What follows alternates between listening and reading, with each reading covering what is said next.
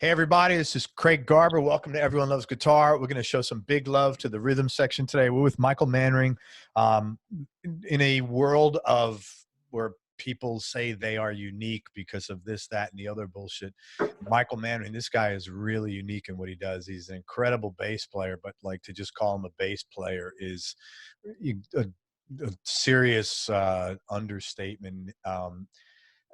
Just what he does is just blows your mind. It's like he's playing bass, guitar, and violin all in one, and it's really beautiful, the music he creates. And he's had a fantastic career and is still very busy. So we'll get into this in a minute. A couple of quick announcements. First of all, shout out to our mutual friend Chris Tischbein. Chris, thank you very much. Chris is another great bass player himself. I just want to let you know, check out Chris's band. It's called The Zone, and they have a new album out called Dogmatic, which is available on Apple, Spotify, and Google Play. And thanks again, Chris, for hooking Michael and I up. Second, go to everyonelovesguitar.com/subscribe, and you could subscribe to the show and the YouTube channel. And let's get into Michael Manring now. Michael's been pushing back the boundaries of what's possible. I never include this descriptive language, but in here I had to because it's like so accurate. I know, I'm serious, because like a lot of times people put all these adjectives and superlatives, and you know, it's just like kind of adjective. It's like puff, but this is like legit. He's been pushing back the boundaries of what's possible on the bass guitar for over 3 decades, building on the conceptions of his teacher, another guy you might have heard of, the late bass legend Jaco Pastorius. Michael's developed a new approach to the instrument that includes unorthodox tunings, techniques, and methodologies, and this is really a new approach. Honed his skills on hundreds of recordings as a session musician, thousands of concerts throughout the world in venues including Carnegie Hall, Yamaha Hall in Tokyo, and Davies Symphony Hall in San Francisco. Michael's worked with a surprisingly diverse collection of musicians, from new age keyboardist Suzanne Ciani, sorry about that, to avant improv guitar innovator Henry Kaiser. Avant improv guitar innovator is like a really good description of that guy. To celebrated folk troubadour John Gorka, to experimental post-metal rockers Tim Alexander from Primus, and Alex Skolnick, who's been on this show at least once or twice, from Testament, to electro-pop pioneer Thomas Dolby. His long-term collaboration and close friendship with the late acoustic guitar genius Michael Hedges led to a lengthy stint as house bassist for Wyndham Hill Records, for which he won 2 gold records for Wyndham Hill compilations. Michael's also released 7 solo records under his own name, and he's toured extensively with Michael Hedges and played on all of his albums except one. He's got Grammy and BAMI nominations, a Berklee School of Music Distinguished Alumni Award, just 2 Just Plain Folks Awards, and numerous Bass Player Magazine Readers Poll Awards, including Bassist of the Year. He was also the subject of a PBS TV documentary called The Artist Profile Michael Manring, and a YouTube video of him playing his iconic solo piece Celine has well over 1 million views. If you're not familiar with him, let me tell you right now, and this is my words, order his DVD, or check him out online, specifically his performances from the Celine DVD under the Make Weird Music on YouTube label. It is, man, honestly, this guy's some like hot shit. And he's also been featured on 6 other DVDs and movies. Michael, thanks so much for your time, man. I appreciate you chatting with me on this cold and blustery day out there. Oh, Craig, I mean, the pleasure's mine. Thank you so much for your ridiculously kind words and your interest in talking to me about this crazy music. Yeah, man, what you do is very cool. What prompted you to start playing bass in the first place, and when did you know this was going to be a vocation? I fell in love with the bass as a kid. When I was about 9 years old, I started hearing bass and didn't know what it was. Like when you're listening to records, or just? Yeah, because I mean, this is going way back. You know, how the hell did you hear that out of a little transistor, man? Exactly. And originally you couldn't, and you may be old enough to remember this. Oh, I'm old. Originally you couldn't. And then, you know, our family, I remember when our family went out and bought a hi-fi. Mm-hmm. We call them a hi-fi in those days. Right. You know, it had big speakers in it that were, 3 inches? Yeah. And suddenly, you know, you could hear all this stuff happening in the music. But the music was changing too in those days. And people were putting the bass out front. Like, you listen to some of those Beatles recordings. Yeah. In the late 60s, then, you know, Paul McCartney's bass is the loudest thing. Yeah. And so suddenly, you know, we were hearing the sound, and I completely fell in love with it without even knowing what it was. And as soon as I figured it out, I just, took to it and have never looked back. And that, the passion for it has never left me all these years. Was any of your parents musical? There's a lot of music in my family. Three of my four grandparents were professional musicians at some point. Oh, okay. My father's father was a conductor and clarinetist in Cleveland, and so that was the big music stream in our family. But there's kind of been a lot of music in the family, although at home music was not it was not encouraged a whole lot. Really, even though both of your parents were musical. Yeah. In Dad's case, because of that, because he grew up during the Depression. Oh, and he saw the feast or famine, but there was probably not a lot of feasting. Yeah, it was a little rough. I mean, it was rough for everybody, but he kind of wished that his dad had been more responsible, I think, and done something a little bit more solid. Although, I mean, his dad worked in the Cleveland schools and was very well respected. In fact, when he died, George Sell from the Cleveland Philharmonic did a special concert. Oh, wow. Yeah, he was. I have some of his conducting batons up here. Oh, that's cool, man. That's really cool. Yeah, it really is nice to have that link. And I have it over there. I have a cello that was made by my great grandfather and played by my grandmother. So he was like a luthier. What do they call that when a luthier of cellos? Right. Violin maker. Okay, yeah. But he made a lot of violins and cellos. He was an instrument maker. And so that stream in the family is very musical. But my parents kind of looked down on it a little. They felt it was not the most responsible career path. Did they ultimately support you, or was it were you kind of like a rebel about it? Did you have to be to get what you wanted to get done? It's a little complicated. I would describe their relationship to me being a musician as extremely tolerant. They did pay for some lessons for me, but they really didn't like the idea. Yeah. Yeah, that was really, when I decided to become professional, they really sat me down and gave me gave you the talk. Yeah, they were very sweet, caring people. And, their advice was essentially good advice. But they weren't cruel in any way.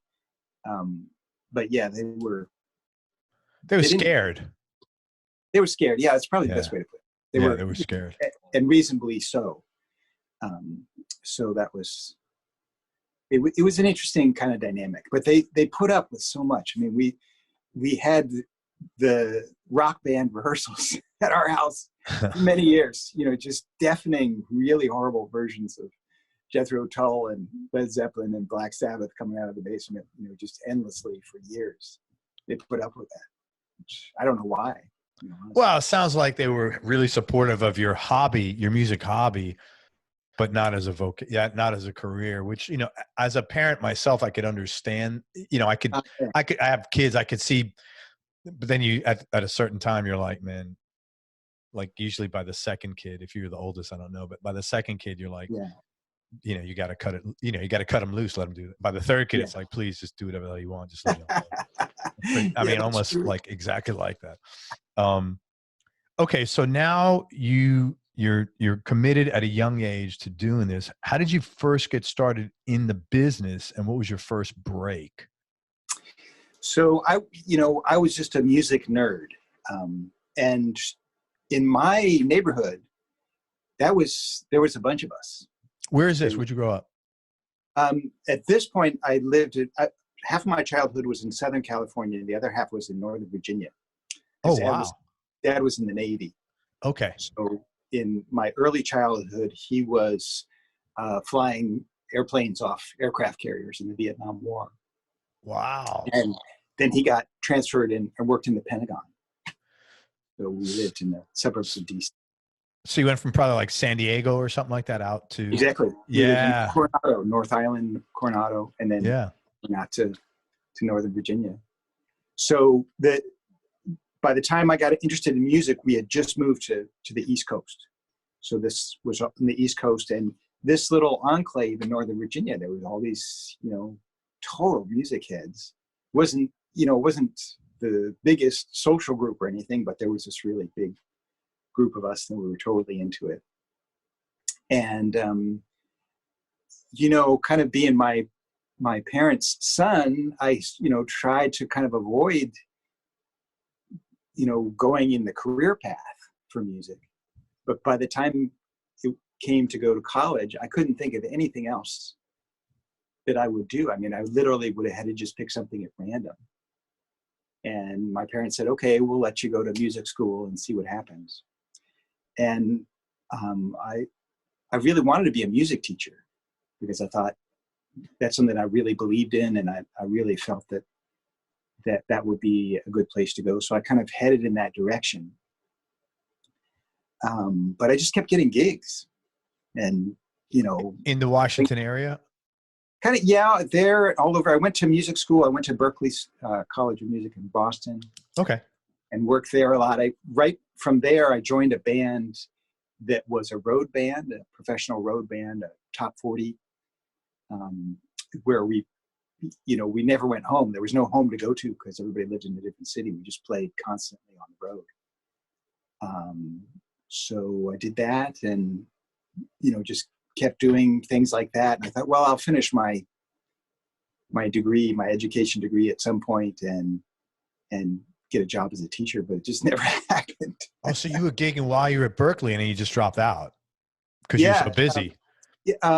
That is true. I did manage to finish my first year there, just barely. I think we had the van warmed up and ready to go as we were finishing our exams. But in those days, they almost encouraged you to do that. I mean, they kind of said to work. They kind of said, we're training you here, but a degree as a performer isn't going to get you much. If you get a chance to work, you should go out and work. So they were really encouraging you, get out there and work. And so I said, okay, well, I'll go out there and work. But you got like a distinguished alumni award from them. I did. Yeah.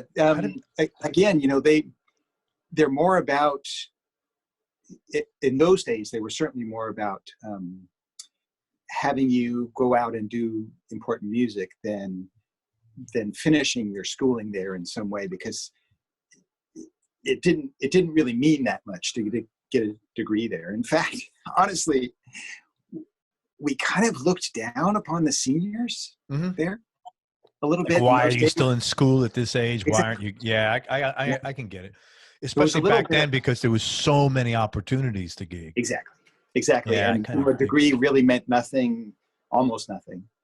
And they really encouraged this thought that, getting out there and playing is so valuable. You should do that if you have any chance to. And so I, tried to follow that advice, but I just kept getting gigs.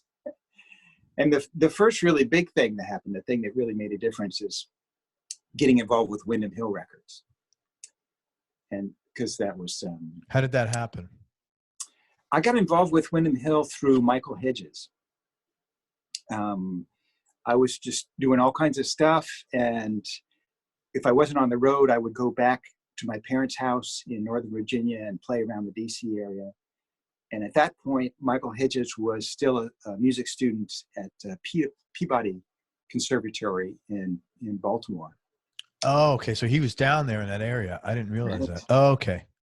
Yeah, he wasn't there that long, but he was studying there classical guitar and electronic music and contemporary composition. And I was doing a pickup gig one night in Baltimore, and he lent us the PA for the gig. He came to the gig, and the gig was, was one of these gigs where it was at a restaurant, and during dinner we played, Tea for Two, A Girl from East Benema, and kind of what was like lounge music. What was, that was working music in those days. Yeah. Not anymore, but in those days, that's what you did to to earn a living. But after dinner, we could play sort of whatever we wanted. And the leader knew that I did some solo bass stuff. So he said, hey, play some of your solo tunes. And so I played some of my very early solo bass music. And Michael kind of went crazy. And it was like, wow, you're working on all this stuff on the bass that I'm working on the guitar. And we sat down and started chatting and we hit it off so deep right away. And how old were you guys at that time? I was 18, I think. And he was six years older than me, I think. I think he was 6 years older than me. Okay. But we just, we talked about music and life and just, instantly became like best friends right away because we just connected on so many levels. That's great. And we liked a lot of the same music. And that was weird because the music we liked, we didn't know anybody else that liked it. Yeah, I'm sure. Yeah. Because we were like really into, Hendrix and Joni Mitchell and stuff like that, but also very into like Anton Webern and Morton Feldman and all this contemporary music. Bartok. We both had just finished reading this book that was kind of popular at the time called Bartok and the Fibonacci series. And we were both, completely obsessed with Fibonacci is in mathematics? Yeah. So I don't know how much you want to go into it, but Bartok never really specified what kind of methods he used in his composition. And so people tried for years to figure out if he had some system that he was using. And this one guy thought he had it all figured out, that it was all based on Fibonacci numbers. Fibonacci sequence is this very simple mathematical sequence where the next number in the sequence is the sum of the previous two. So it's right. 1, 1, 2, 3, 5, 8, 13, and so on. And so this was a kind of popular book at the time. It's since sort of been debunked or whatever, I guess you would say. But at the time, Hedges and I were both really into it, and we were both composing a lot of Fibonacci-based music. Wow. Yeah, it was very weird. And so you guys shared the same like eccentricities, kind of. Totally. Yeah, that's good, man. Hey, man, it's great to find someone who shares your weirdness, especially as a kid, man. Yeah. That's like really like makes you feel a little better. It was a godsend. I mean, our personality types were very different, but our interests were we just really connected on that level. So I started working with him, and at that point, he had just started writing like solo guitar music. He hadn't really done that before. He was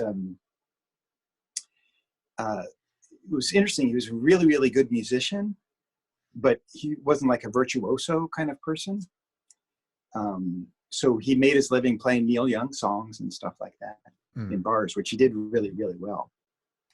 But that was his thing. And he was just kind of starting to dip his toe into this world of, composing music for solo acoustic guitar. And he was a little shy about doing it because he didn't think he had the chops. He didn't have enough chops to be able to do it very well. Interesting. That's always like good to hear. It makes you feel normal. Like everybody has the same, everybody has the same insecurities in life. There's just because somebody's at a different, point in the food chain, for lack of a better terms, than other people, it's everybody, we're all kind of like not that different. Oh yeah. Yeah, definitely. It's that you put it really well. You put it really well. I can't improve on that. But yeah, so we did, Hedges had just heard about Wyndham Hill Records. And I went over to his place and he played me some of they'd only released 3 or 4 records at that point. And he played me some of the records, and we were both completely amazed by Alex DeGrassi's record that had already come out. We were just like thrilled by it. And we did a demo for Wyndham Hill at his apartment and sent it to them, and they accepted. And so holy crap, that had to feel pretty good. Yeah, that was amazing. that was incredible. At the time, nobody knew who they were. They were still a small label, but they were, kind of on the rise. And so we did the demo for them, and 6 months, or I can't remember, something like that later, I flew out here to do the recording. And but over the next couple of years, Windham Hill, the became the foremost new age label during the new age craze. And I think a lot of people won't know it now, but they became like crazy popular. We were selling, hundreds of thousands and sometimes millions of copies of records. And so it was this big fad that kind of came and went slowly. But like every medical office had right. no, I remember that. Like everywhere I was like, what the hell is this? It was the same, like it was Wyndham Hill in every office. Yeah. Yeah. Every office and every hot tub joint you ever went to. Yeah. And for a while it was boarding music for the airlines. Really? Yeah, and they made money off that. You had to pay. They of pay course for that. So it was it was just amazing to be part of this fad. It was still sort of I don't know if it was ever really mainstream. It's kind of hard to say, but for a while it was really this just big thing. And we played big places and broke attendance records at places, and it was good for me because I got involved with Hedges and continued to be to work with him, and we were just such close friends that was kind of the main thing there. But all the other artists asked me to play with them too, so I played on all these different records and met all these different people, and I used to do all kinds of things with Wyndham Hill. And it was just it was a wonderful thing to fall into. And plus it was the community, as far as like a music business community, was really nice. The record label was quite different from other record labels in that they saw themselves as kind of a little bit of a family. And if you were kind of in the family, they really stuck with you. So if you did a record and it didn't sell as much as they thought, they would stick with you and try to develop ideas for doing better. And it wasn't like a cutthroat kind of music business. It was up here in Northern California rather than in LA. So it was a little bit off the beaten track. But it was just fantastic. It was just a really great thing to have fallen into. I mean, not all the music was, I can say I'm super proud of that we did, but a lot of that. Every session player, I think every session player, whether you're playing bass, dobro, drum, that's just the nature of the beast, man. I think it is. And, I was learning the whole time. It's kind of amazing that they hired me to be their session guy, because I had very little experience, and they could have hired and they came very close to hiring some big names to do my job instead, but they just stuck with me, and little by little I learned. And there was no better way to learn than being in the studio in those days, because it was just that was just the experience of it was unique and very effective. So it was just great all the way around. Now, during this time, is that when you started like kind of developing the style that evolved to what you do today, or some of what you do today anyway? Yeah, it was kind of interesting. As a bass player, I kind of went through this arc of, as a young kid, just being into everything and just loving it all and just, soaking it all up. And just, there was so much music coming out when we were young, and so many different kinds of music, and it was just all thrilling, and it was amazing. And then Jaco Pastorius came along and just floored all of us bass players. It was like, it was like a bomb going off in the bass world. And like a lot of people, I just became a complete disciple, and maybe even more so than most, because I kind of finally got to the point where that was my whole concept of bass playing just became that after a while.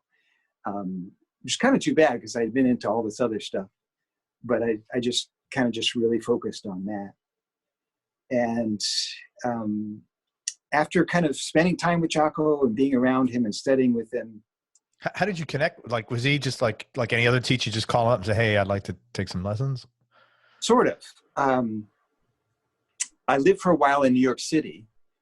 I lived in Brooklyn. Actually, I lived in Park Slope back when it was rough. Yeah, I was going to say, holy shit. in the It was a 70s? rough neighborhood. God. If Wow. you can imagine. Yeah, I got beat up and mugged and robbed at gunpoint. It was awful. Yeah, that was a really rough neighborhood. Yeah, it's hard to believe it because now it's so. It's so all upstate. she, you know. I went back to visit a couple of years ago and I couldn't find my apartment because Yeah. everything was so different. So, but yeah, I lived there in New York for a while, just playing and doing stuff and soaking up the amazing vibes of New York. And Jocko lived there at that time too. And as I say, at that point, that was sort of my whole world. And so I followed him around as much as I could, like a puppy dog. I was dirt poor. So a lot of gigs I couldn't afford to go to, but I would hang outside of gigs and listen to him play, whatever I could do. And he played a lot of small places. In spite of the fact that he was a big star, he was such a complex person that he didn't really. That was a very politically correct way you put that. Yeah. But so, he would play at little places. Like he played at the 55 bar. In those days, it was called 55 Grand. Yeah, that's a tiny little club. Yeah, he played there all the time. And so I'd go see him there probably more than any place else. And it's a small enough place that in the break, I just walk over to him and start asking him questions. And he was receptive to that. I tried to be polite. It depends on depending on the day. How it depended on how he's feeling. Yeah. But I tried to be really polite and obsequious and really appreciative. And I think he liked that. And he said, you should really come by for lessons. And at the time, he wanted to start a bass school, believe it or not. He was kind of into the lesson thing at that point and had this dream of starting a bass school. He never had the focus of mind to be able to pull it off at all. But it was, that was, for better or worse, that was this, dream that he had. So, yeah, so he was, teaching off and on when he was sober enough to do so. And so it was not unusual to get lessons from him if you lived in the area in those days, terribly. He was probably living like what, in the East Village or something? Well, yeah, he was in the East Village sometimes, sometimes sleeping in the basketball court. Yeah. You just never know. That's what, mental illness that's just what happens. Yeah. Yeah, it was brutal. So yeah, I would get together with him whenever I could and whenever I could afford it and whenever he was, on earth enough in whatever form to teach. And I mean, what a great opportunity to be able to hang out with your absolute idol. Who were some guys that you played with, if you remember, from New York back in the day? Because I've had tons of, cats our age on the show. I never played with any big shots. I remember talking to Michael Urbaniak, the great violinist, about playing with him, but we never got together. Played a little bit with Larry Coryell, but things never really took off for me in New York. I wasn't there that long. I lived there about 2.5 years. And I was doing a lot of, I did some, smaller grade session work. I did a lot of, there was a place that was a music school there where they hired rhythm sections to, you'd be there all day and play backup for people who were studying saxophone. So you play through bebop tunes all day so people could practice saxophone. And, they'd pay you like $10. That's a weird, that sounds like a rough job, man.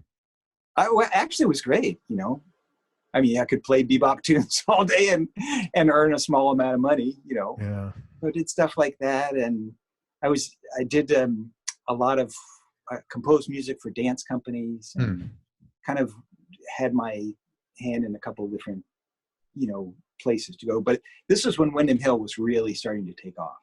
So I was constantly leaving town and going to the West Coast to do gigs and records with them.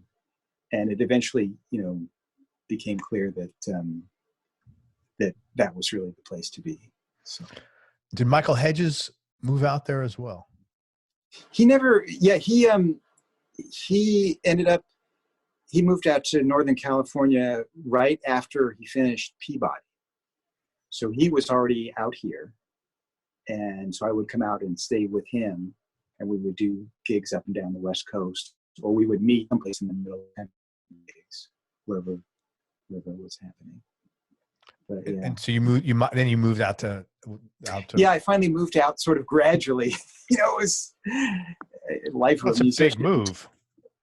Yeah, I mean, I owned almost nothing. I had one bass and a small amplifier and some clothes. And so I,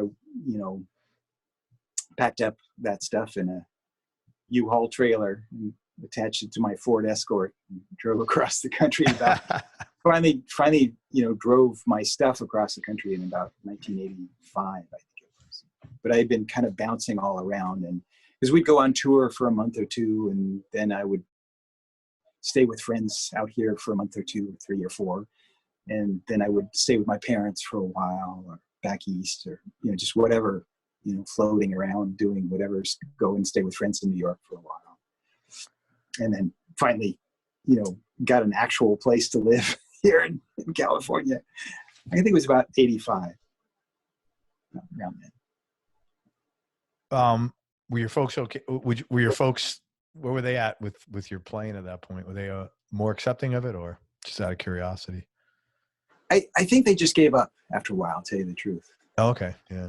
As I said, when I kind of went down that road, I left school and kind of headed out on the professional road. They sat me down and really, really gave me a very serious talking to. And but I think by this point, they were kind of glad that I was making a living. I think that was, that was a real plus. They could see that, I was actually standing on my own 2 feet. And I think they said, well, as long as you're making a living, then I guess that's good. And then I guess you're doing what you love. So I think that was very convincing for them. Good.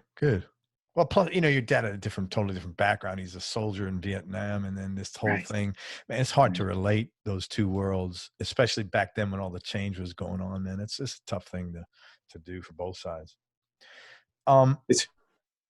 It's hard to explain to my kids what that transition was like socially.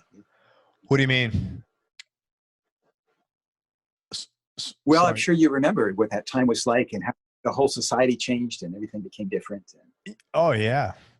I'm 56, so that was kind of young with that, but I've had a lot of guys on the show that were, let's say, 5 to 7 years older than me. Yeah. And I had a guy on, Denny Freeman from, I don't know if you know him, he's a guitar player in Austin, and I think Denny's about 10 years older, probably 66. And I asked him what was that like, and he goes, it was really weird because like 1962, 63, 64, he said everybody's listening to like Chuck Berry and Fats Domino, and 2 years later everybody's got long hair, smoking weed, Grateful Dead. He goes, it was just like overnight, almost, it was night and day. Yeah, I was born in 63, so I didn't really see that, and I'm an East Coast guy, but I've talked to people. I can only imagine. Of course, read a lot about it, but yeah, it's probably a tough time, especially with generations. Yeah, I think for people like my dad who grew up with a kind of completely different mindset, it was an adjustment. Yeah, you're playing. I mentioned earlier, it's really unique. It's almost like I said, you get different string sounds. You get bass, guitar, violin, and you get synth keyboard sounds out of your bass. And I was curious, not necessarily how you developed that, but what attracted you to that? And what was your driving factor to pursue? Because that's it. You created something that no one's done. Oh, thank you. Thank you for putting it that way.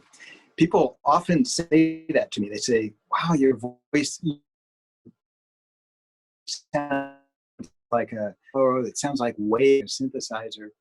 To me, everything I play sounds exactly like bass. Wow. Okay, hold on a minute. Let me just process that.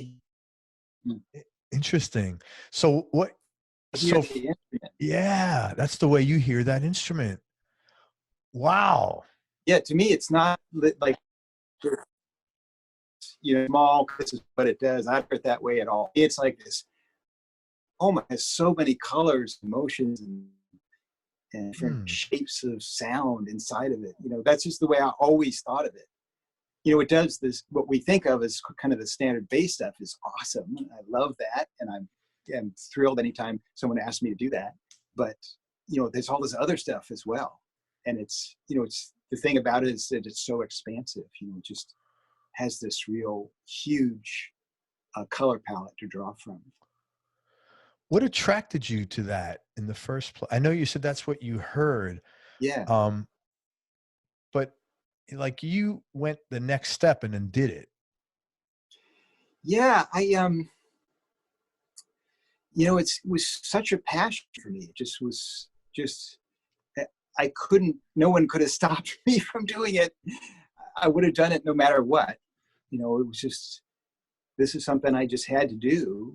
And it's, I don't know if I have good enough perspective to say where it came from. I've thought about it a lot over the years because people like you have asked me, why do you do this? And people sometimes have been disparaging too and said, why are you playing bass in a way that the bass is not intended to be played? God, that's an ignorant question. I don't know. That's a good point.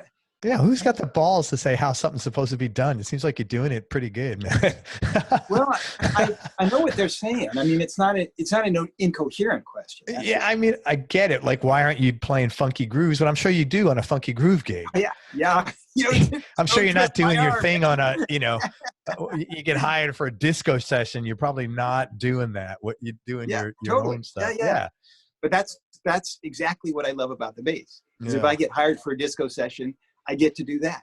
Yeah. If I get hired for, a session playing some way avant-garde stuff, I get to do that. Yeah. And they're both great. I love doing both. So, yeah. So, I have kind of tried to think about it over the years because there were definitely years when people were saying, you shouldn't do this.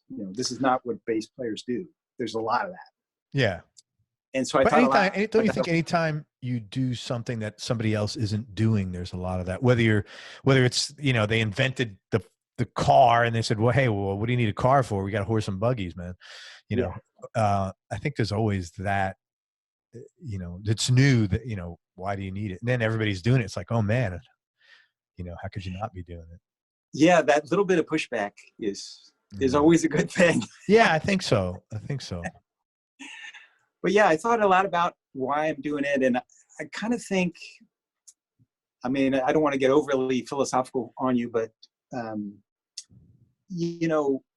talking about growing up in this very strange era in history, when things really there's so many radical changes going on, certainly compared to, like our great-great-grandparents' lives. For me, the bass is it's this kind of representation of all of where we are. So it's this instrument that has its roots in the bass violin, which I played for many, many years, actually.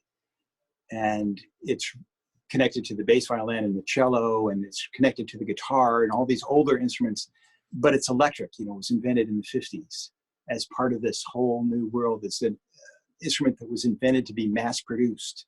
It wasn't, invented to be made by hand, Yeah. This whole, it's just filled with consciousness of this 20th century, 21st century consciousness, that's where I'm coming from, literally. That's who I am. And so I think it's that about the bass, that it's this sort of representation of the electronic music and acoustic music and old and new.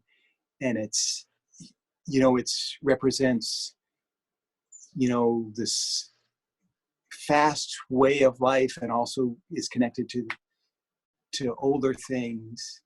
So, it's my native voice, it's really kind of so deeply connected to who I am. But I guess that's it. I guess it's that passion that drives me on. Sometimes I think of it as, I've always loved composing. And my earliest memories are of composing little melodies in my head. So I'm always composing. It's just kind of who I am. And the bass kind of came along after that for me. And so I've always been interested in, different kinds of composing. And if you think about different instruments you can compose for, they all, whatever instrument you're composing for, a set of instruments you're composing for, says something really powerful. And for me, the best way to describe it is if you compose for harpsichord, it's always going to have that reference of powdered wigs and snuff boxes. Yeah. It's really hard to write for harpsichord and get away from that. Yeah. But writing for bass guitar is kind of like that for this era.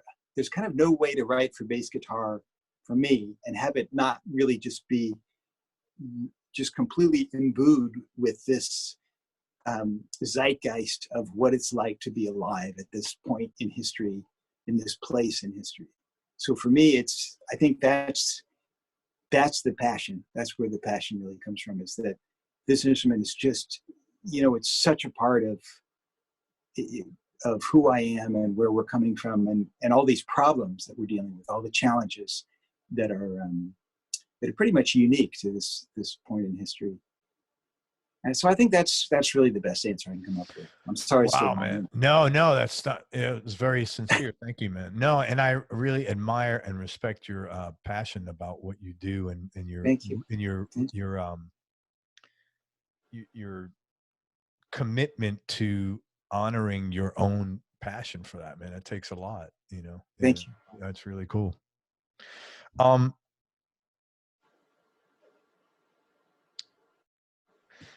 Let's talk about some of the people that you've worked with and how you got the gig, and maybe a cooler, interesting story about working with them. You talked about meeting Michael. Any cooler, interesting story about working with him?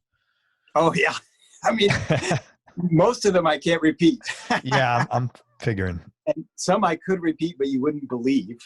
No one would believe. I can't believe. But he was a fascinating person. He was completely out of his mind. He was completely mad.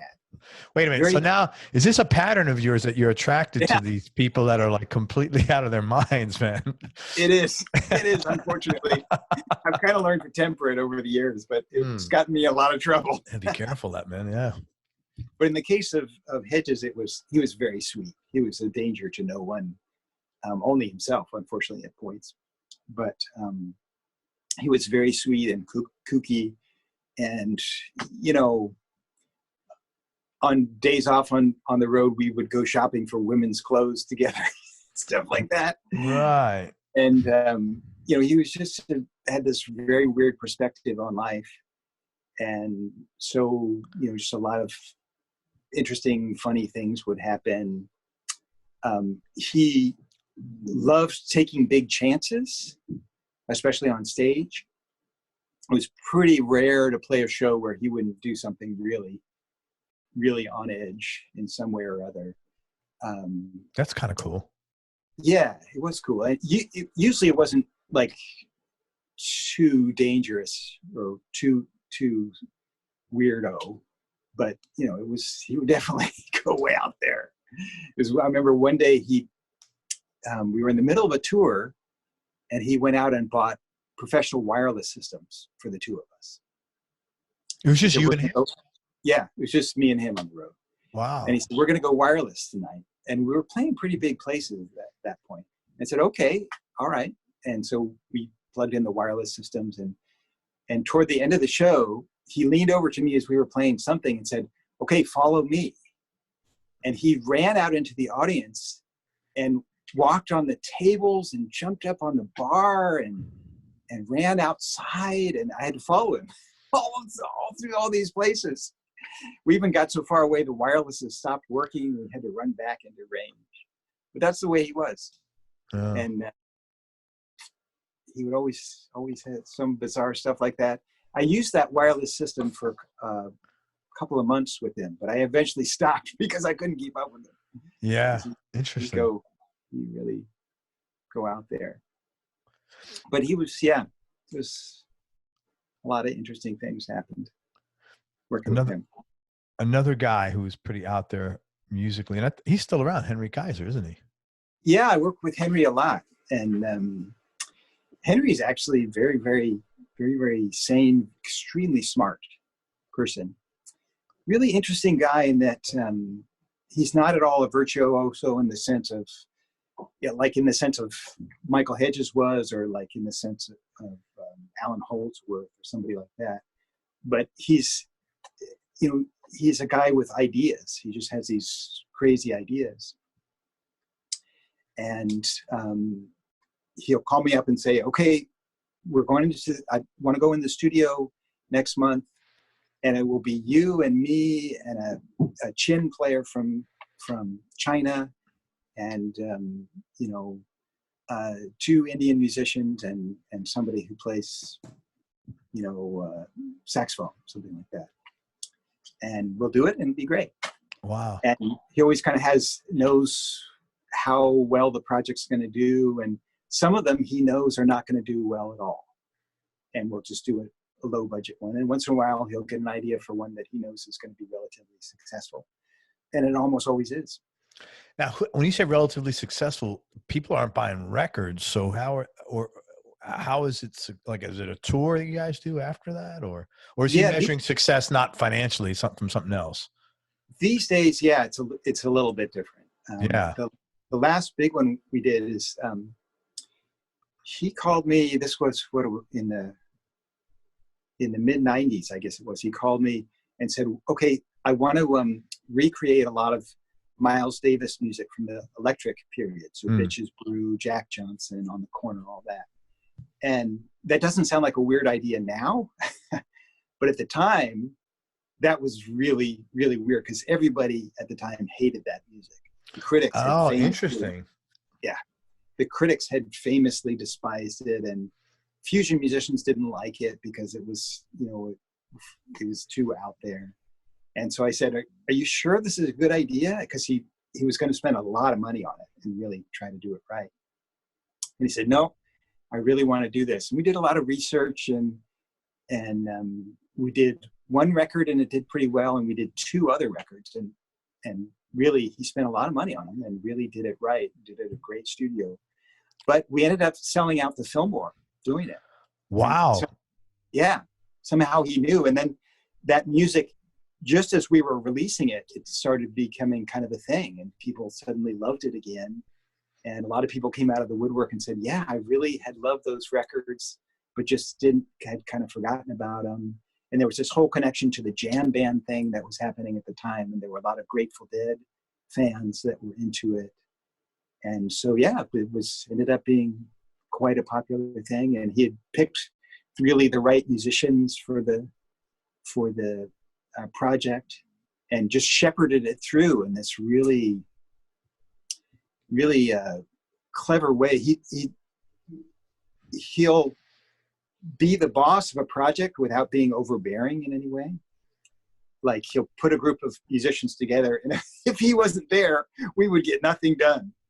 But he'll just say a few things like, I think we should try this. I think, we should try where you're playing really high and you're playing stuff that's really minimal, and you're playing stuff, and we'll go, oh, okay, we'll try that.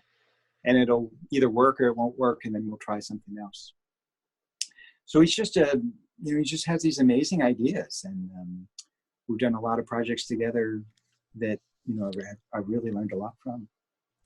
He did some work with a guy I had on my show. Great guy, great guitar player. I'm sure you know Nels Klein.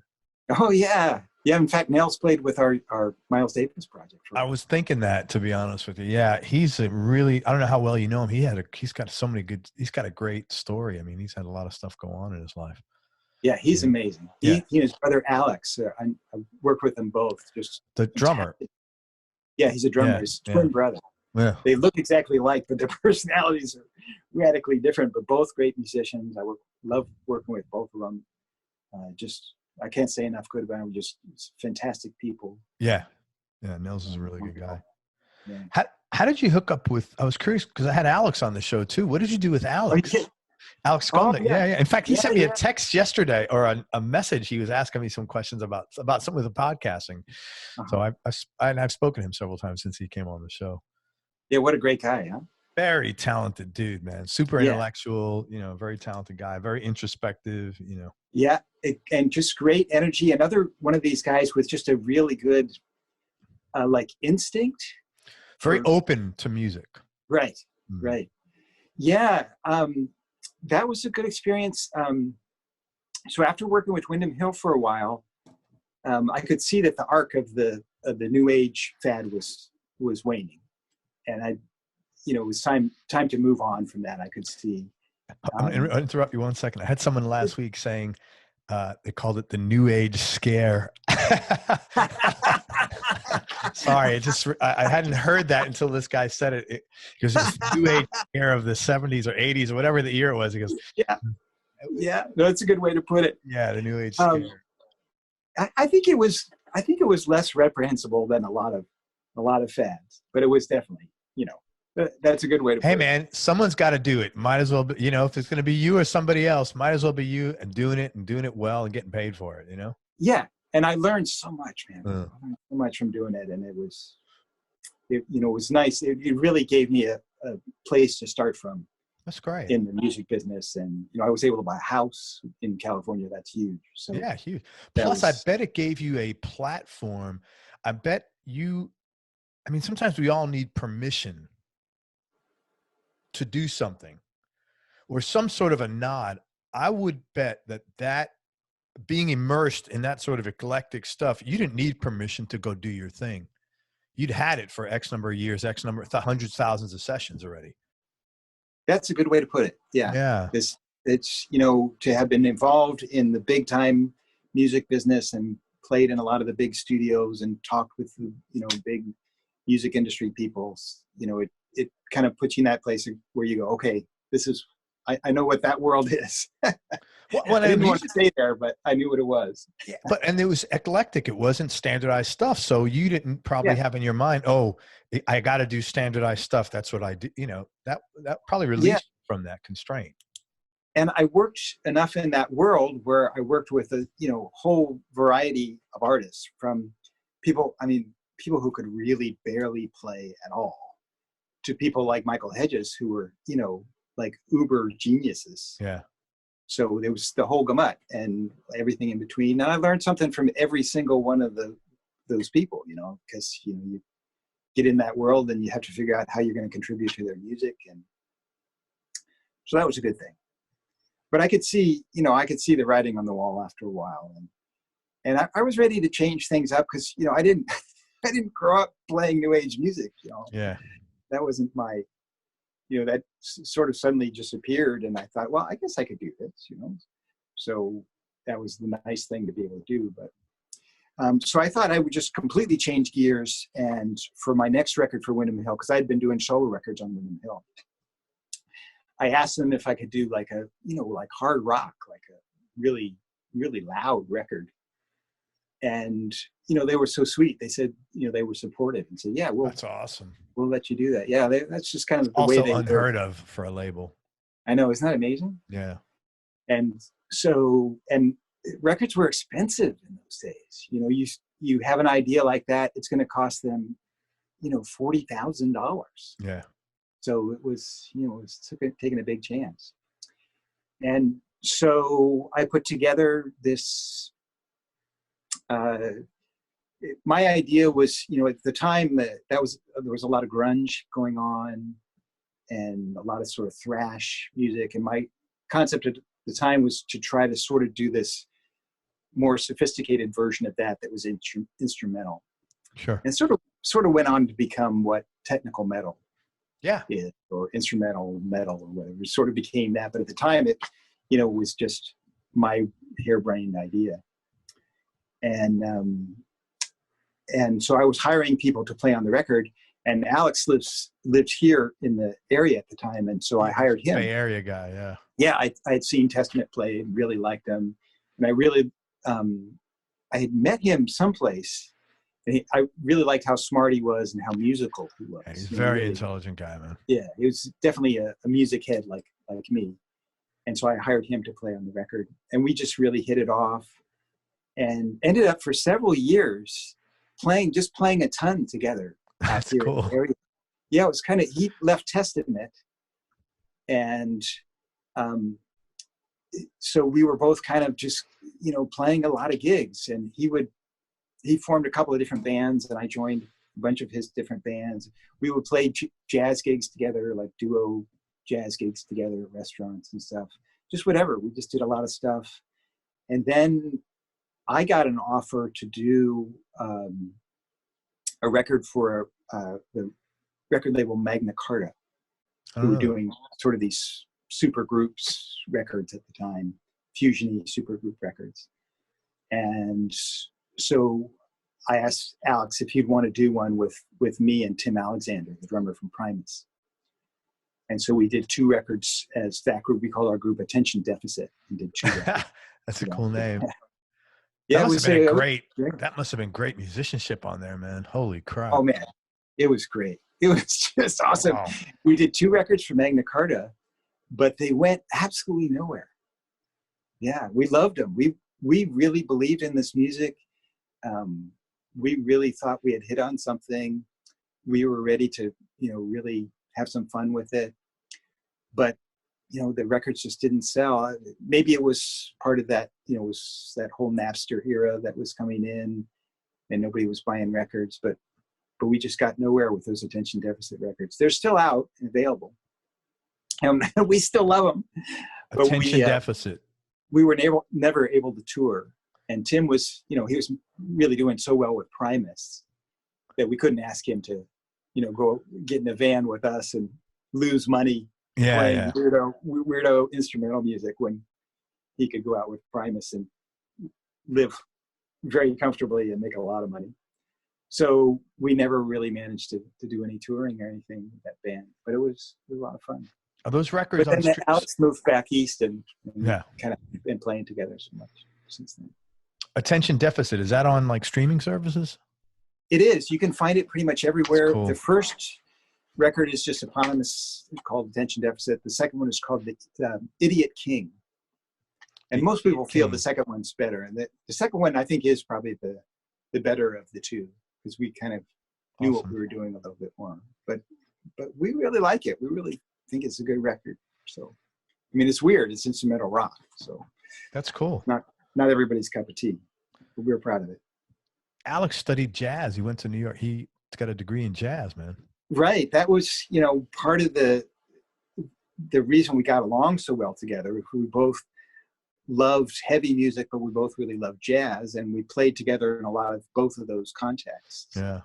And, shared a lot of ideas and stories, and played bebop together and played heavy music together and everything in between. And it was a really nice connection there. That guy's one of the fastest, most melodic players. There was this video he did with a lady named Jane Getter, and she's another good guitar player. And, he was playing lead, and it was like pushing a turbo button. Right. I've never seen anything explode like that. It was all, no bad notes, not just like, I've never seen that in my life. The one and only. Yeah, I remember. I mean, we did a lot of gigs together. We just played in the clubs around here for a couple of years. We just did, nonstop, almost every weekend, playing in little clubs. And so you've seen that hundreds of times. What I'm talking hundreds about. Of times, yeah. We were playing mostly instrumental music, and with these long solos, and he would just go. And you're right. I mean, he would just keep going up a level and up a level and up a level, and it's just like he'd get into this just really intense stuff. And I don't think I've ever seen anybody quite do that. No, not at that velocity with such good note selection. You see people playing really fast. And, you get to a point, you go, okay, he's finishing the solo now. Because, he couldn't go any heavier than this. And he'd go up 2 more levels. It's like, wow, just really intense. And all, like you say, all really musical and really well played. It was a lot of fun. Talented dude. Very, very much so. Let me ask you this.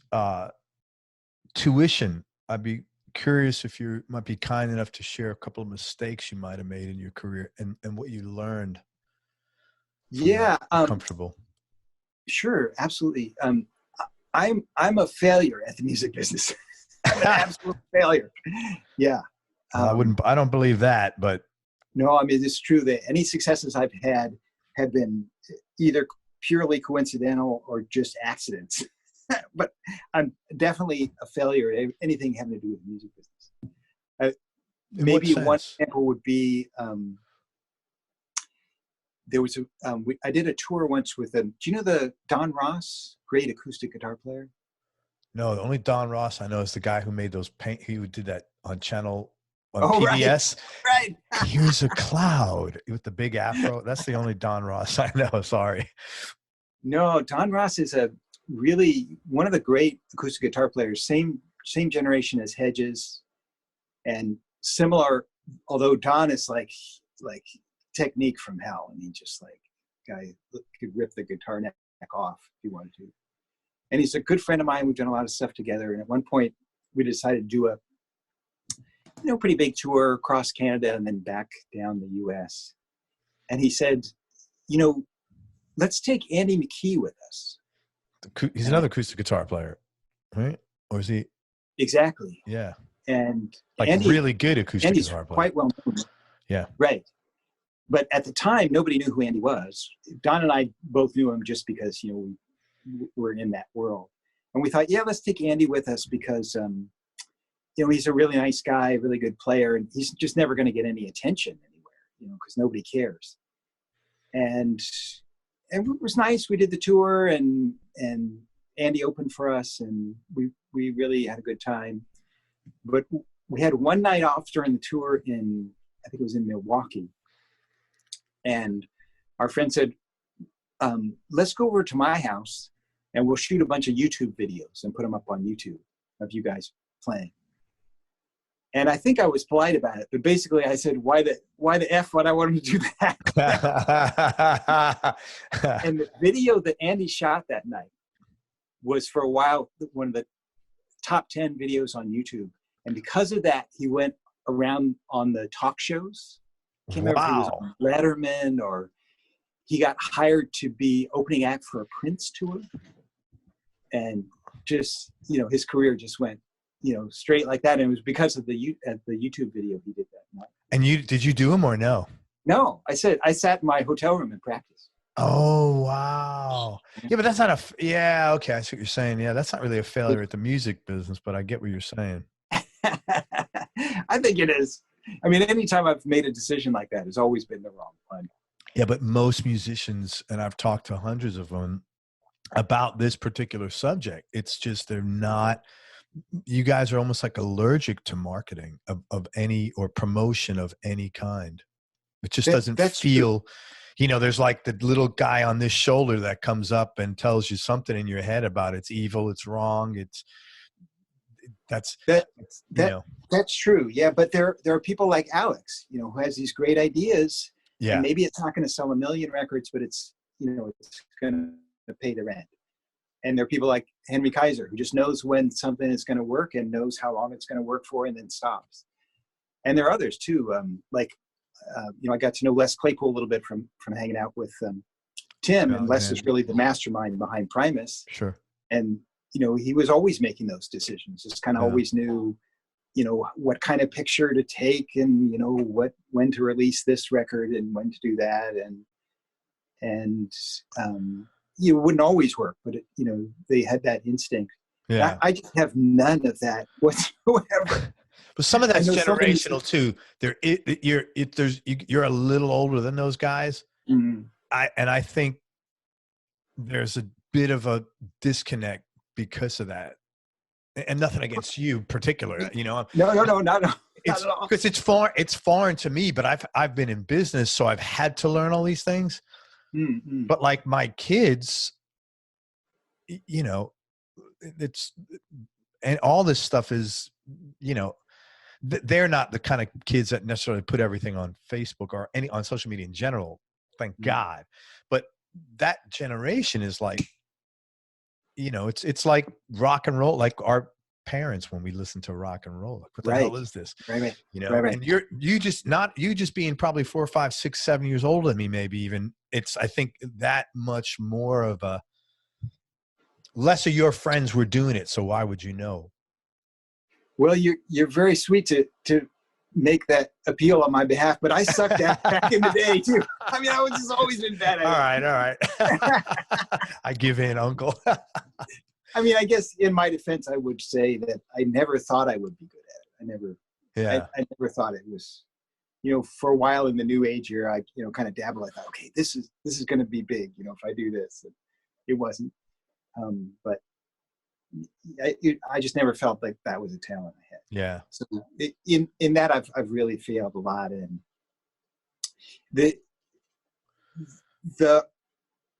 I always planned to be poor. And when the new age thing took off and I actually made decent money for a while, that was a shock, a surprise. Right. But so the hard thing about it is that I do feel bad for my family. Yeah. I would love to be able to make more money for my family. I mean, I managed to make a living, but it's, you know, it would be nice to be able to provide more for my family. So that's I understand. I understand that. Thank you. That's really kind of you to share that. Yeah. That's what I'm saying. The passion that you guys have is just, I think besides your talent, I think that's part of the gift. It's definitely, that's the thing that makes it all happen, is the passion. And, you know, it's kind of weird that it's never gone away. You know, when I first started playing bass, when I was 9 and 10 years old, I would take the bass into my room and just get this really excited feeling about, you know, wow, I can do this and I can do this. And I still do that. I did it yesterday. That's wonderful, you know, man. Got the bass out and said, wow, I can do this. And it's the same feeling that I've had all these years. So, you know, it's pretty motivating, that feeling. I don't know where it comes from or what makes it happen. People often tell me that it's a blessing, you know, to have something like that in your life that you fall in love with and just becomes a guiding force in your life. Well, it is. It's a blessing and a curse, like a lot of things, you know. And I give you a lot of credit for being honest with yourself and saying, "Hey, I wish I could do this and make more, but I'm committed to doing this." Yeah. And that really shows you what that thing means to you. You know, like you're not whole without it'd be like stop breathing or something like that. Yeah. In fact, at this point in my life, I'm dealing with this kind of bizarre psychological issue. I don't know if it makes sense, but that there will be a time, sometime in the next 20 years, when I don't take my bass with me when I go places. I'll go someplace without my bass. And what will you play? And for me, I just won't play. You know, it won't make sense for me because at this point, for my whole life, since I was 10 years old, I sit down and try to get better any chance I get. On bass. I take the bass with me everywhere I go. And if, you know, when I go take my kids to a soccer game, when they're warming up, I'm sitting in the car playing bass. I did this last weekend. Yeah. I still do this. So, and that's what it's been like my whole life. You know, I practice on Christmas Day and, you know, anytime I can, I'm trying to get better. But there's going to be a point sometime when it's just not realistic, either, you know, mentally or physically or both, or just practically, you know, it's just not going to happen, that I'm going to, you know, that's going to be there. And there's going to be a time when I'm going to have to just kind of be a person and not be a bass player. Yeah, that'll be the adjustment. Not playing the bass will be less of adjustment, but switching to being like a person, having a function or an existence outside of. It's almost probably like a. You know, I read an article, something about when a woman loses a husband, the things that, like eating dinner, is very problematic. Right. So like all of us, it's almost like that. You'd be losing us, you know, not literally, but God forbid, but like a spouse, like, okay, how do you carry on without this thing now? But you'll do it, man. You're a smart guy, you know, take it one day at a time. Yeah, man. On some levels, I'm looking forward to it. Yeah, be like the next chapter, man. Right. So and you don't have to not play bass ever, but you know. Right. I mean, that's probably not realistic. You know, usually, you know, you don't you don't cut out everything, you know, just. Yeah, no. And it's not like it's alcoholism. Like, you know, I can't pick up another bass again. This addiction is killing me, you know. But it is kind of an addiction. I mean, I haven't gone more than a day without playing since I was 13. Yeah. That's amazing, man. But that's why you play the way you do, though.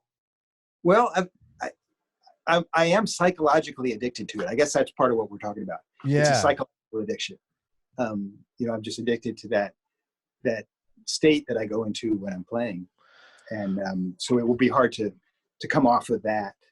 I mean, it's the few occasional single days that I've gone without playing, I get irritable and really it's hard to think and I can't sleep. And yeah, it's definitely become interesting. On the Celine video you did, one of the thoughts that came through my mind is, as you were, you know, I think you have some special levers on your bass, which I'm not a bass player, so I apologize. I'm not. Right. And as you turn those things, man, what I was thinking is, God, this guy is in heaven. Yeah. No, your whole like vibe and your expression was just of like Zen tranquility, man.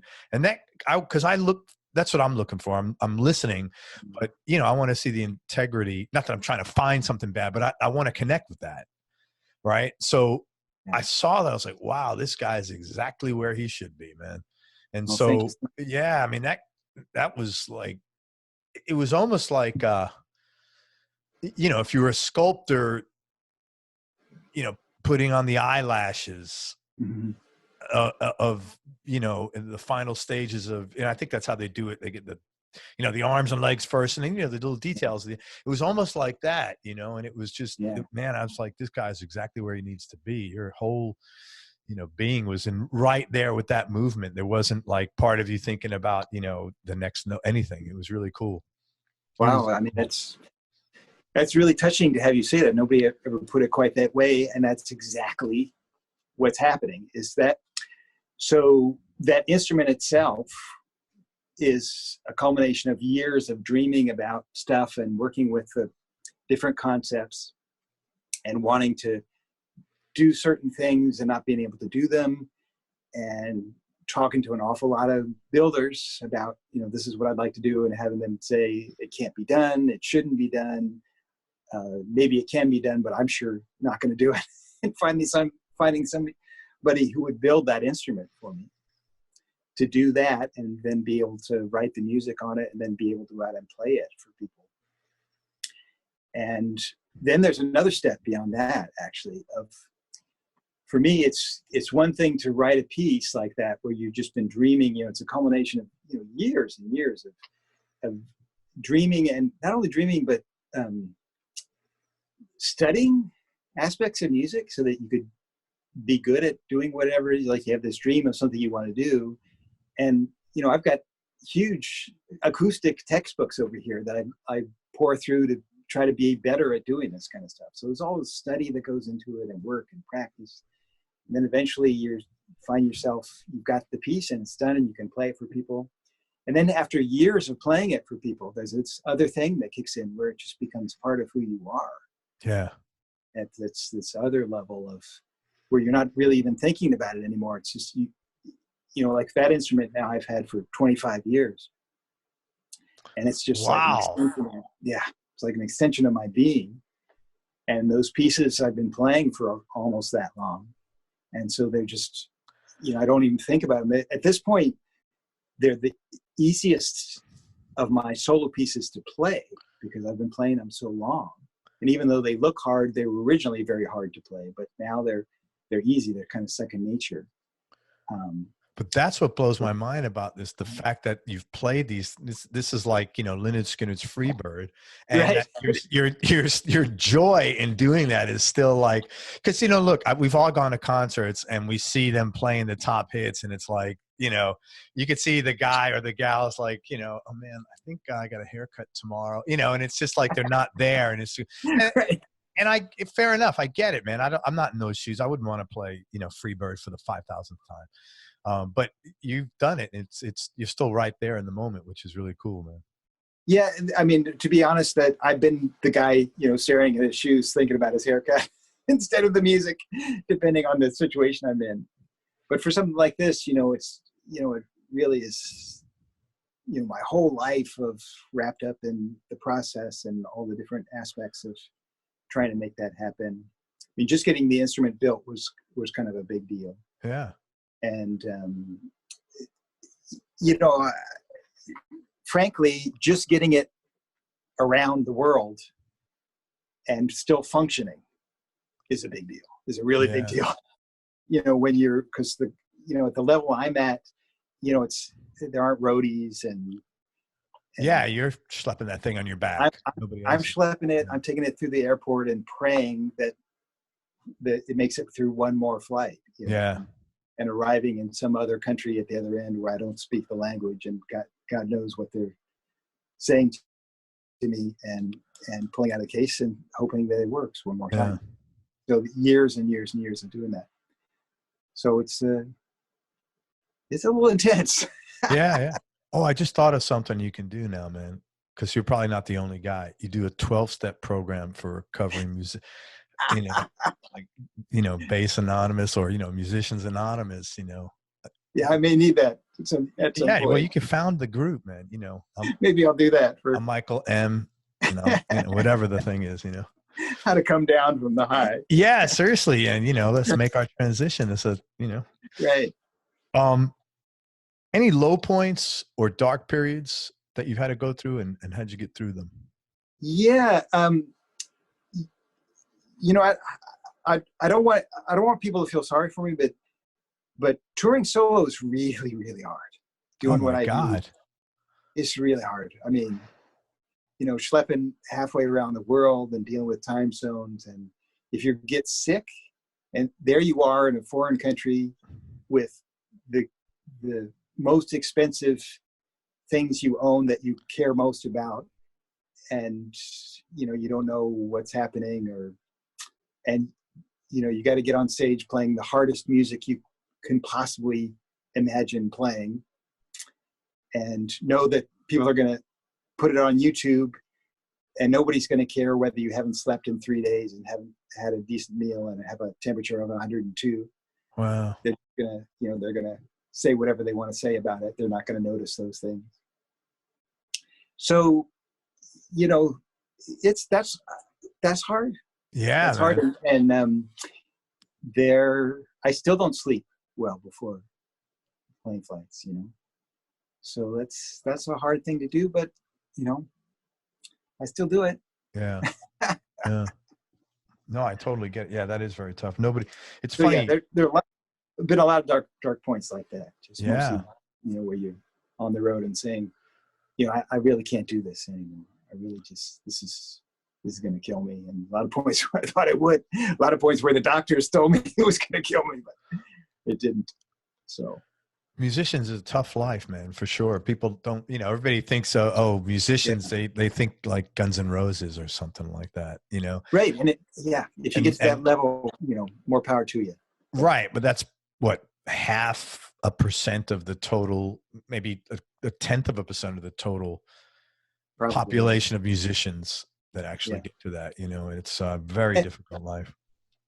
And a lot of it's great. I mean, it's one of the odd things about being a musician is you may have that day where you just go, oh my God, this is just really brutal. And the next day may be the best day of your life, where you just an amazing gig and everyone loves you and you make a ridiculous amount of money, and it just couldn't get any better. So it's a little of both and a lot of in between. I say you got to be a terminal optimist to do music. I think that would help. I'm not. I'm not. I just, as I say, I have like on this blindly on this mission from God or something that I just have to do this. And the times I've tried to not do it, I haven't been able to stop. So this is what I do. There you go. Hey, who are some of your favorite guitar players that you've enjoyed playing with? I've been really lucky in that I've kind of ended up working with a lot of people from the acoustic world who are, really great. So, I mean, Hedges was kind of there'll never be another Hedges, because he was just so brilliant and just such a great friend. And he managed to come along at a time where people really appreciated what he did too. Whereas if I think he was coming up now, that might not be the case. I've interviewed many artists who have been influenced directly by him. Yeah. Yeah. And rightly so. He was a genius. He was a genius and a sweet man and such a good buddy. So there'll be nobody else like him. But I've worked with a lot of the really good guys from that world. Like Andy McKee and Don Ross, who I mentioned, and Antoine Dufour and Eric Mongrain, and a lot of guys from that world were well respected. And I love it. I love working with acoustic guitar. That's been great. And I think I mentioned some of the great electric guitar players I worked with. I also played with Steve Morse and did a record with Alan Holdsworth once. And man, I had Morse on this show. He is one of the nicest human beings. I mean, he's so, and he, what he talked about too. He said, Craig, nobody wants to, he lives down here, not really far from me. Right. Yeah. Yeah. And he said, nobody really wants to hear my music. I've been with Deep Purple 20 years, and when I do my own gig, there's 4 people in the audience. Right. Right. And he's Steve Morse. He's like, right. Legitimately one of the best guitar players in the world. And like you said, such a sweet man. Oh, I mean, such a heart.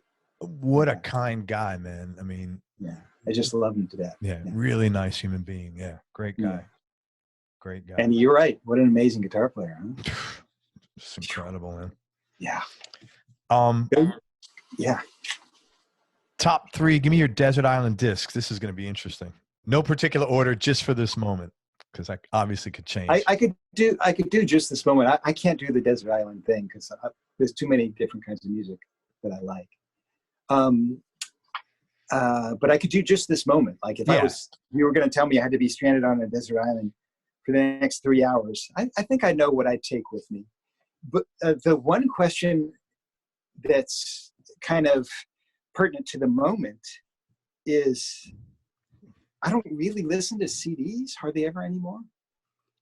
It's just, it's just listen to random tracks. I listen, to YouTube or Spotify or whatever. So I could give you like YouTube videos, which would be more likely of what I'd listen to, or I could give you CDs, but they'd probably be older. Whatever you want, man. You're overthinking this, Michael. Sorry. If I did CDs, it would probably be like my old favorites. It would probably be there's a Egberto Gismonti CD called Alma that he did in the 80s. It's mostly solo piano. I take that, and there's a recording by Harry Partch, the contemporary composer Harry Partch, of his great masterwork Delusion of the Fury. Probably take that. And the third one would probably be, I guess it would probably be recording of Mozart's last piano concerto by Ashkenazi. I think I'd probably take that Vladimir Ashkenazi version. So CDs would probably be those. If it was videos, probably totally much more very recent stuff. There's a video of Jojo Meyer doing a drum demonstration at the Frankfurt Music Messe that I would take. There's that amazing performance of Tigran Hamasyan, a couple amazing ones, a solo version of him playing, I think it's What the Waves Brought in Texas someplace. And then there's an amazing Tanam, which is a part of an Indian classical music composition by Mysore Manjunath on the violin of him playing in a little tiny place in New York. That's just beyond belief. I'd probably take that. So you have successfully named 6 records I've never, ever remotely even heard of. That's only happened like 2 or 3 times. So congratulations. You're this month's prize winner. Yeah, I'm into the obscure stuff. Yeah. I once played this with was in a band with a woman. And she said, the problem with us is we only like people's music who are less famous than we are.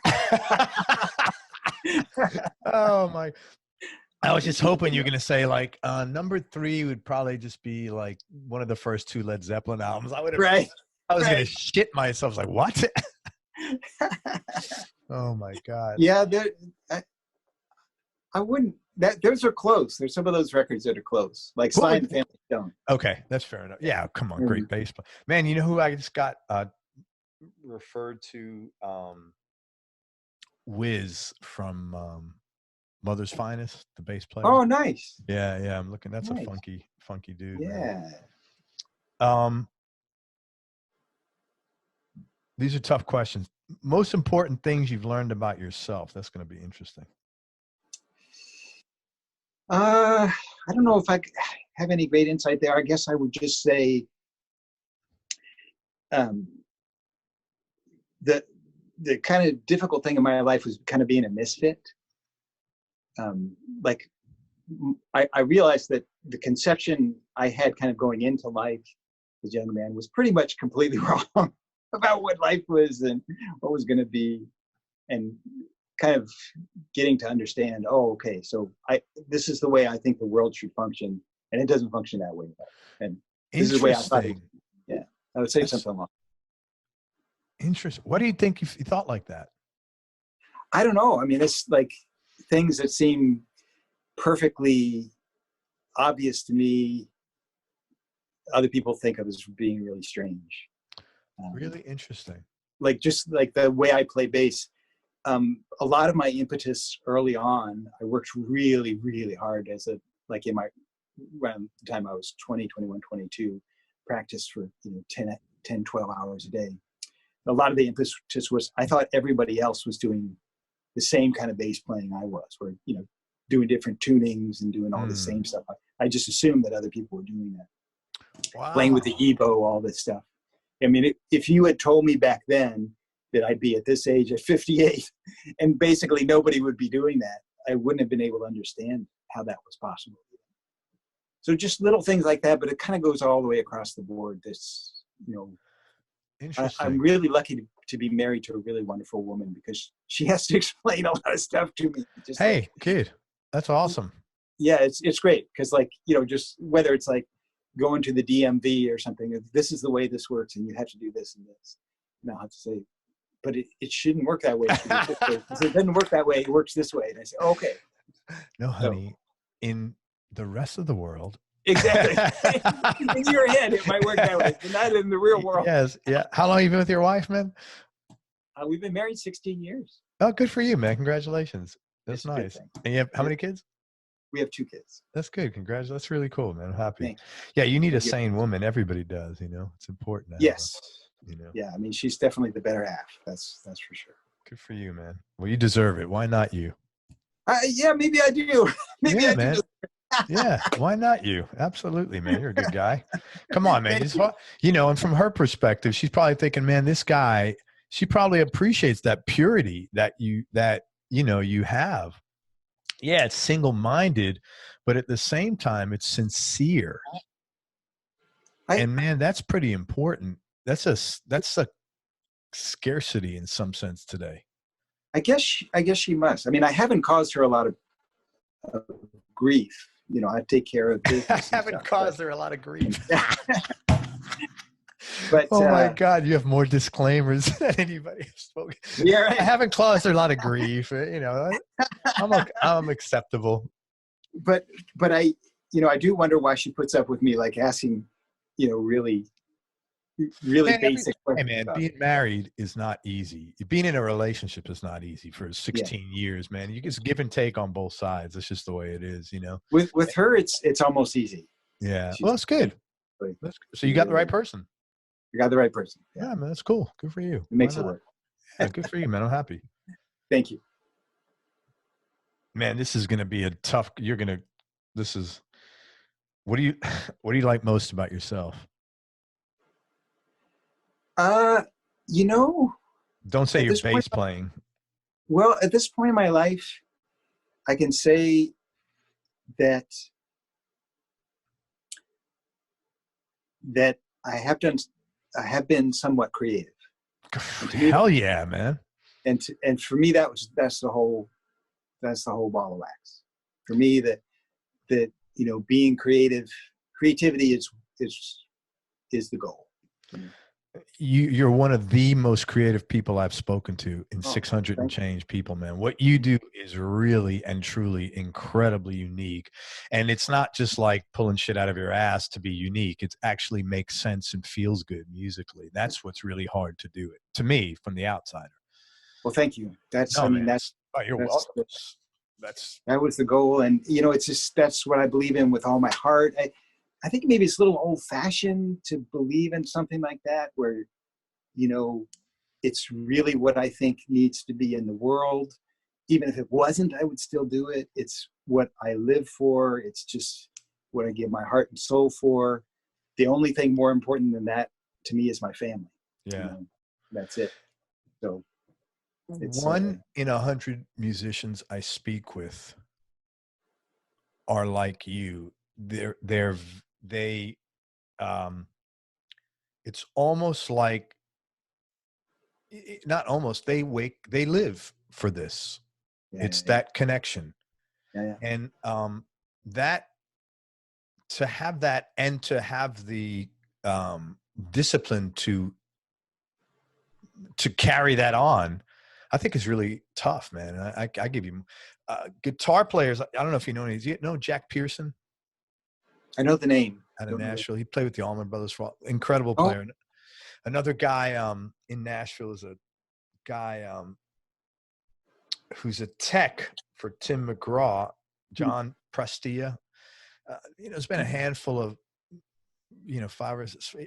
Charlie Hunter. You must know Charlie. Oh yeah, Charlie. Yeah, he's like that. Yeah, we haven't played together, but I have a lot of mutual.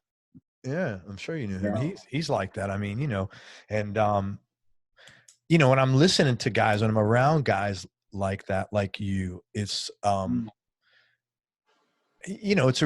it's so admirable to feel that vibe coming off you, man, to see that you've sacrificed so much to do that. And it's really it's a very 1 in 100 out of the 1 in 1,000 population to start with, seriously.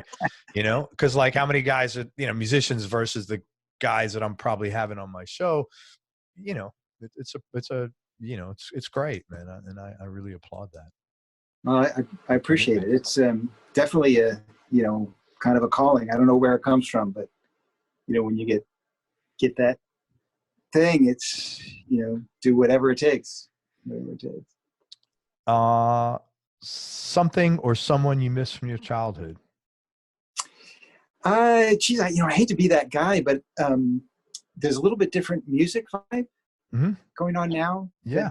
When I was coming up, there's a lot of really great music now. I don't want to say that. There's a lot of music, people making music right now that I'm just completely thrilled by. But more what I'm talking about is when I was a kid, like all my friends, music was the most important thing in our lives. That was just it. We lived for music. It was, that was the thing we most valued. And I don't really see that in the culture so much anymore. Culturally, it's dismissed a little bit. Yeah, there's not this big move. It's funny. I'm watching a real funny movie, Dolomite, with Eddie Murphy. I don't know if you saw that. No. Dolomite was a character, black guy, probably, I don't know, in the mid 70s when they made these blaxploitation films. Anyway, they made a movie about this guy. And one of the things that's really cool in the movie is everybody's getting together and just hanging out, and everything is, they're all listening, they're all socializing, but it's the music, the funky music, especially that era, which was great. That is what everybody's there for. That's the unifying, and I don't think we have that anymore. Yeah. And I think, the music around now, might be just as good as It's just back not then. I mean, but there's not that, that thing where, social unity. yeah, the social unity and, that thing where you got a record and you ran home with that record. You Yeah, I ran remember that, home man. and you put it on the turntable, put the headphones on, Yeah, and sure. and you were gone for, that 45 minutes. Even in my So, house, I'm sorry, I apologize. No problem. So I have 3 kids, they're all adults, young Oh, adults, and I'll put, we had a barbecue here a few weeks ago, and so I put out my speaker, and instead of music, they're all arguing. yeah. Dad, turn this off, and then this one Right. and it's like, come on, man, and that's what I was thinking about when you said it'd be nice. Can't we just listen to something and all be like, yeah, let's, Yeah. Dark Side of the Moon. Even no, I don't like, it's just Right. come on, man. So I understand that. Yeah, the social unity around music seems to have been lost a little bit. And I think the sense of the value of the music. I mean, we placed more value in music than anything else. Like most of my friends, the thing they spent all their money on was their record collection. Yeah. That was what, that was every bit of money, and going to concerts. I think some of that's probably because of the disposability of, the download kind of thing. It's I think so. Easy. Yeah. They didn't have to do like we did, get out, get dressed. Right. Go, I had to go take a bus and 2 trains to get down to the village to go to those record stores. Right. And then I had to go walk all around all day and then go back between this one. I only had $5 and I wanted to get, this. Right. You want to get 3 different records? Yeah. And then I had to go back. Yeah. You couldn't even listen to them. You had to guess which one you were going to like. Right. And then you're looking at the artists. There's a lot. So you had a lot more sweat equity in the acquisition of music back then. And sweat equity. Exactly. Yeah. It's like anything else. If it comes too easy, it's just not worth as much. Yeah. And maybe that's a big part of it. There may be some other things going on. I don't know, but I think maybe you really hit the nail. Well, that's even myself, I notice when I listen to music, I'm not as, when I listen. Me too. Yeah. Like I said, I don't really listen to CDs anymore. It's just, life is too busy. I can't just sit and listen. And I don't like really listening to music in the car that much. So, while I'm making dinner, I listen to something, but it's not, usually not CDs. I know, it's just different times. Different times. So I missed that a little. I missed that. Yeah. Best thing that's ever happened to you, or most exciting experience? My wife, getting married. Very cool. Most important thing. Best thing ever happened to me. Awesome. Congratulations. That's really cool to hear. Thank you. Sounds like you know what I'm talking about. Yeah, my wife's awesome, man. 27 years putting up with my bullshit. Trust me. Yeah. That's half my life. That's the best. That's the best. There's nothing like that, huh? It's probably like, what is that? Dog years for her. That's like 200 and something years, or 189 years. Most important thing that your mom and dad taught you? From my mom, the most important things I learned were compassion and responsibility. And from my dad, the most important things I learned were integrity and responsibility. Very cool, man. My parents were radically different people. I mentioned my dad was in the military. My mom was a Quaker. Very interesting. Yeah. So their relationship was really interesting. My mom was a teacher, and teacher the whole time I was growing up. And then in a Quaker school? At the end of her life, she was headmistress of Quaker school. Interesting. Wow. She mostly worked in the public schools, but she was very devout Quaker. So and my dad was an atheist, basically. So they didn't agree on much. He was Republican. She was a Democrat. Wow. An atheist and a Quaker walk into the bar. Holy shit. Talk about, wow. An atheist and a Quaker. Yeah, now they needed some skills to get along. You and I are this is Bush League, man. Totally. Oh my God. No, and they stayed married until my dad died. It was kind of amazing. Both, very old school, both super intelligent, quiet, caring, hardworking people. I never saw either of them do anything irresponsible. That's either. great. Ever. Did you have any brothers or sisters? I do have a brother and 2 sisters.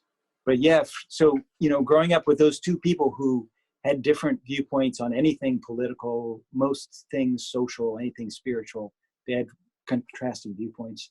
They could both explain their points of view very clearly and calmly. So that had a big impact on me. Yeah, that's really cool that they could have been clear and cool and respectful of each other on that. Very much so. That's really cool. That probably taught you a lot.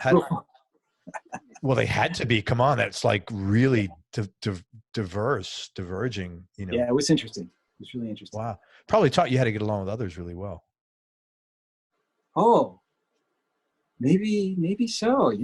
That's never occurred to me before. Maybe you're right. Yeah, I would imagine that. That's a good skill set. That's as a musician, it's the most important skill set, probably.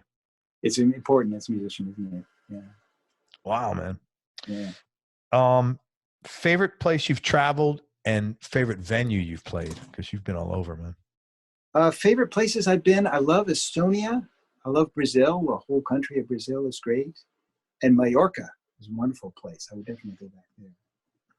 I would say those 3 places I've loved. Favorite venue, I like playing little funky places. I mean, I'm blessed to have played in these beautiful concert halls. Like you said, you had played in Carnegie Hall too. So, yes, I did. Yeah. So, did you have to sign in? Yeah. Oh, yeah. Wasn't that cool? That massive book? Did you? How cool is that, man? Very cool. They won't let you move your own gear there. Really? Yeah, the union rules are so strict, and some of those houses, it's a handful of those symphony houses in the world where if you get there, you bring your stuff to the door, and they have to do everything else after that. Wow, interesting. Yeah. That's interesting. So, but I think my favorite places to play are these little funky places. There's a little event I do here. My friend is just a off the charts vegan chef. In fact, he's the best chef I know, vegan or not. And he just happens to do everything vegan. And he does this little concert series at his loft that only, you can only squeeze about 40 people in there, where he feeds us and I play a little something and then he feeds us dessert. Is that his house? Yeah, just at his loft. That's really cool. And it's great. And it's actually an amazing concert series. At this point, he's been doing it for a really long time. And he's had incredible musicians there, all people from the avant-garde world, pretty much. But some well-known people in that context. So it's an amazing series he's got. That's so cool. It's just the best. That's funny, man. That kind of thing, that works for me. What was your favorite club to play in the city? I love the Bottom Line. I miss that place. Yeah, that's gone. Yeah, that was a cool place. Yeah, I saw Van Morrison there. Nice. Yeah. Yeah, I saw a lot of good shows there. Played a lot of good shows there. I don't know if there's anything as good as that for me. Who did you play with when you were playing there? I played there solo a couple times. Wow. Solo opening for a couple people. I remember opening for the Newgrass Revival there when Bela Fleck was in the band. Oh man, that Pat. Yeah. Was that before Pat? Right. What the hell is his name? I can't remember everybody. Sam Bush and Sam Bush, Bela Fleck, and Pat. Pat Flynn. Yeah. Was that before Pat Flynn was in the band? I think Pat was still in the band, and bass player. I'm forgetting his name. Who was such a great singer. I was on the road with him with the Doobie Brothers for a while, too. I'm sorry, it's so many names. No, it's so hard, man. Believe me, I get it. But yeah, I played, and with Hedges, we would always play at the Bottom Line. 2 of us played there with a group I played in called Montrose. Ronnie Montrose played there. You played with Ronnie? No, this was a different thing. Oh, okay. Yeah, never played with Ronnie. This was a different thing. And yeah, played there a bunch with John Gorka and different songwriters, and Patty Larkin. Yeah. Very cool, man. Yeah, it was a great place. We never thought it would go away. That's the Bottom Line. It did one day. Dude, every time I go there, something else is gone. It's kind of, I miss it. And I always say, after I go Ann and I go like every couple of years, and I always like, man, we're not going to go for a while because there's another place that's missing, but we always go Right. back because the energy is just, Yeah.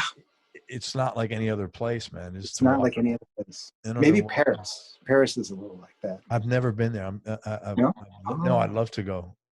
Yeah, it's just there's that creative energy there. It's a different creative energy, but it's where you just can feel it. You just feel like you're soaking it up. Yeah, it's just frenetic and right. Yeah, on the go. Yeah, and I like that. It's a kind of addictive. It is. Yeah, I miss that from New York. Yeah. Two more questions, Michael, and I really appreciate it. It's been really nice talking to you. You're a very sincere guy, and I appreciate it. Absolutely. Man. My pleasure. Absolutely. Toughest decision you've had to make or most difficult thing you've had to do? I guess like I was saying, the toughest thing is, not being able to take care of my family better, So there was at one point I was on the road when all three of them had the stomach flu. Oh, wow. And so there I am and having good shows. I was in Ireland, I think it was Ireland. And they're all just terribly, terribly sick. And my wife was so sick she couldn't really function, and she had to take care of the two little kids, and they were both really sick. So that's hard. Yeah, I'm sure. That's a hard thing. And then you feel like, you really feel like a lowlife in that instance. Yeah, but you know what? I don't think they're looking at it like that, for whatever that's worth. Not that I'm like trying to be a therapist or anything, but I mean, yeah. we all know. I mean, just it's like our human nature to like beat ourselves up a little bit sometimes. Yeah. And I'm sure they're not thinking that. I hope so. I hope they're not just thinking. Well, you're an ethical, honest guy, and you're working your ass off, and clearly you care very much for your family. It's kind of tough because I really believe in it too. It sounds a little pretentious to say that, but I really believe that this is something that needs to happen. But at the same time, your kids are going to take they'll take that into their lives and probably pursue something that makes them feel good, because I hope so. Yeah, I would think so. I would think so. That would seem to be like everybody that I've spoken to, like you might not have had that, like as an example, but for whatever reason, that's something that you had. But almost everybody that is a musician, their parents, it was like nature to them. Oh, my parents always wanted me to do, to follow my dreams, quote unquote. I would be real hard pressed to think your kids wouldn't, just from my experience in talking to people for whatever. So, I mean, I hope they do. I hope they, we worked really hard to do right by them, because it's, you realize when you have kids, you realize, oh, right, this is what the life is all about. You don't stop having any of those metaphysical questions of what am I doing here? It's like, you're here to change this diaper. Yeah, right. That's what you're doing here. You're here to take care of this person, so they can go on and become function. Yeah. I know. And last question, Michael, what's been the biggest change in your personality over the last 10 years? And how much has been intentional, and how much has that just been a function of age? Yeah. Oh boy, good question. I think learning to just be a little bit more accepting. Just this is what's happening, and this is the way it's happening, and just kind of letting it happen. And it's a combination of intention and getting older. I guess that's the biggest thing is, and I don't know that it has any manifestations other than how just kind of inside my own being, because I still. Hey, that's all that counts, man. Right. I still work as hard as I can, as I ever have, but there's a little bit more just kind of a deep level trying to accept this is what it is. Awesome. Let me tell people where to find you. First of all, thank you for everything, man. I really appreciate Oh that. man, thank you. I know you have a new solo record coming out in a few months. I Come do. back on the show. We'll promote it when it comes out. Thank We'll you. do a little 25, 30-minute show, and we'll turn people onto it. That'd be great. Thank you. Thank you. Yeah, man, my pleasure. Michael Manring, check him out. First of all, I mean, please, I keep saying people go to Celine and look up that, but what do you want people to look at if they're new to you? I think we're going to finally get my back catalog re-released, all the old Wyndham Hill stuff. So that should be available soon. Great. So any solo records, that people want to check out, it starts out with kind of new agey stuff, it takes a detour into pretty hard rock stuff. And my last solo record and the next one are all solo bass. So there's a little everything. So is whatever's coming out, will it be on like all the base, Spotify, Apple, all that stuff, Google Play? It will be on all that stuff. Yeah, the new one's called Small Moments, and it should be available on all the standard places.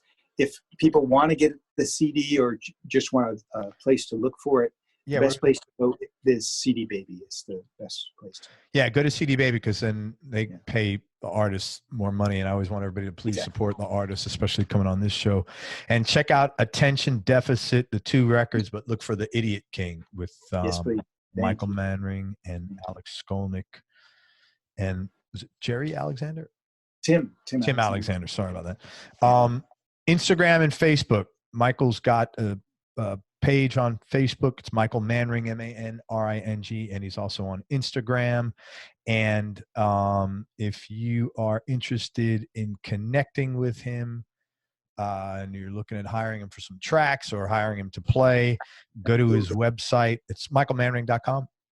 It's actually it's manthing.com. Manthing.com. Right. Whoa.